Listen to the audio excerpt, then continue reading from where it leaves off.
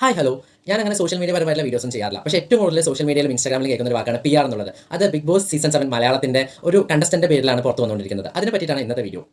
അനുമോളുടെ PR ആരാണ്? 16 ലക്ഷം കൊടുത്തോ? എവിടെ വെച്ച് കൊടുത്തു? എങ്ങനെ സംഭവിച്ചു? എന്താണ്? ഏതാണ്? അപ്പോൾ വീഡിയോ ആദ്യമായിട്ട് കാണുകയാണെങ്കിൽ ലൈക്ക് ചെയ്യുക, ഷെയർ ചെയ്യുക, അതുപോലെ തന്നെ സബ്സ്ക്രൈബ് ചെയ്യുക. ആദ്യമേ പറയാനുള്ളത് എല്ലാം തികഞ്ഞ ആൾക്കാരുണ്ടോ എന്ന് എനിക്കറിയില്ല. ഞാൻ എല്ലാം തികഞ്ഞ ആളൊന്നുമല്ല.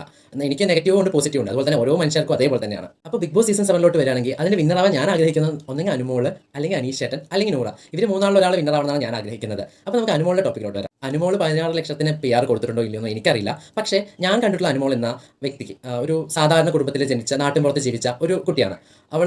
അവളല്ല, ചേച്ചിയായിട്ട് വരും അനുമോൾ. അപ്പോൾ അനുമോൾ സ്റ്റാർ മാജിക് എന്ന പരിപാടിയിലൂടെയാണ് കുടുംബ പ്രേക്ഷകരുടെ മുന്നിലോട്ട് വന്നത്. അപ്പോൾ അത് കണ്ടിട്ടുള്ള ആൾക്കാർക്ക് അറിയാൻ പറ്റും അനുമോളുടെ ക്യാരക്ടർ എങ്ങനെയാണ്, അനുമോളുടെ ഇമോഷൻസ് എങ്ങനെയാണ്, അനുമോൾ സംസാരിക്കുന്ന രീതി എങ്ങനെയാണ് എന്നൊക്കെ നമുക്ക് അതിലൂടെ കണ്ടറിയാൻ പറ്റും. അങ്ങനെ കണ്ടിട്ടുള്ള ഒരാൾക്ക് ബിഗ് ബോസിൽ വന്നപ്പോൾ ഫേക്ക് ആണ് അനുമോൾ എന്ന് പറയുന്നത് യോജിക്കാൻ ചിലപ്പോൾ പറ്റിയെന്ന് വരില്ല. നമ്മൾ എന്തായാലും ഒരു പ്രോഗ്രാമിലോട്ട് പോകുമ്പോൾ ഡെഫിനറ്റ്ലി നമ്മുടെ സോഷ്യൽ മീഡിയ കൈകാര്യം ചെയ്യാൻ വേണ്ടി ഒരാൾക്ക് കൊടുത്തിട്ടായിരിക്കും പോകുന്നുണ്ടാവുക. അത് ഇതിന് മുന്നത്തെ സീസണുകളിലും എല്ലാത്തിലും നടക്കുന്ന ഒരു കാര്യം തന്നെയാണ് ഇപ്പോഴും നടന്നിട്ടുള്ളത്. പിന്നെ പറയാനുള്ള ഒരു കാര്യം, മൊബൈലില്ല, നമുക്ക് ആരോട് സംസാരിക്കാനില്ല, അല്ലാതെ ഒരു വീട്ടിനകത്ത് 100 ദിവസം അറിയാത്ത 21 25 ആൾക്കാരുടെ കൂടെ ജീവിക്കുക എന്നുള്ളത് ഭയങ്കര ബുദ്ധിമുട്ടുള്ള കാര്യമാണ്. അതും വ്യത്യസ്തമായ സ്വഭാവത്തിൽപ്പെട്ട ആൾക്കാരുടെ. അപ്പോൾ അത്രയും ആൾക്കാരോട് ജീവിക്കുന്ന സമയത്ത് നമ്മുടെ നെഗറ്റീവ് വശങ്ങളും പോസിറ്റീവ് വശങ്ങളും ഒരേ സമയത്ത് പ്രകടമാവും. അതാണ് അതിൽ സംഭവിച്ചിട്ടുള്ളത്.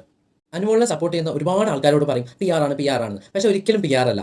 ഞാൻ അനുമോളെ കണ്ടിട്ടുള്ളത് എങ്ങനെയാണോ ആ ഒരു രീതിയിൽ അനുസരിച്ചാണ് അനുമോൾക്ക് ഞാൻ വോട്ട് ചെയ്യാറുള്ളത്. ഒരിക്കലും PRന്റെ ബലത്തിലല്ല. എനിക്കറിയുന്ന ഒരുപാട് സുഹൃത്തുക്കൾ അനുമോൾക്ക് വോട്ട് ചെയ്യാറുണ്ട്. ഞാൻ ആലോചിക്കും, ഇക്കാലത്ത് സ്റ്റാറ്റസ് ഇടുന്നുണ്ട്, വോട്ട് ഫോർ അനുമോൾ, അനുമോൾ കരഞ്ഞു, അനുമോൾക്ക് ഇങ്ങനെ സംഭവിച്ചു, പ്ലാച്ചി, സോ മെനി പോയിന്റ്സ് വെച്ചിട്ട് സപ്പോർട്ട് ചെയ്യുന്ന ഒരുപാട് മനുഷ്യരെ ഞാൻ കണ്ടിട്ടുണ്ട്. അതൊരിക്കലും PRന്റെ ബലത്തിലല്ല, അനുമോളോടുള്ള ഇഷ്ടത്തെക്കുറിച്ചിട്ടാണ്. തെറ്റുകൾ ചെയ്തിട്ടുണ്ടാവും, തെറ്റുകൾ ചെയ്യാത്ത മനുഷ്യന്മാരില്ല. പിന്നെ സംസാരത്തിൻ്റെ ഇടയിലും ചില വാക്ക് തർക്കങ്ങളൊക്കെ ഉണ്ടായേക്കാം. അതൊക്കെ നമ്മളുടെ നെഗറ്റീവും പോസിറ്റീവും ആയിട്ടുള്ള വശങ്ങളാണ്. പക്ഷേ PR എന്നുള്ള ഒരു വേർഡ് കൊണ്ട് ഒരാളെ അയാൾ അതുകൊണ്ട് മാത്രമാണ് അവിടെ നിലനിൽക്കുന്നതെന്നുള്ള കുറേ വാക്ക് തർക്കങ്ങൾ ഈ ആഴ്ചയിൽ സംഭവിച്ചിട്ടുണ്ടായിരുന്നു. എനിക്കതെന്തോ അത്ര നല്ലതായിട്ട് തോന്നിയില്ല. അനുമോൾ കഷ്ടപ്പെട്ട് കളിച്ചിട്ട് തന്നെയാണ് അവിടെ 100 ദിവസം പിടിച്ചു നിന്നാണ് എനിക്ക് തോന്നിയിട്ടുള്ളത്.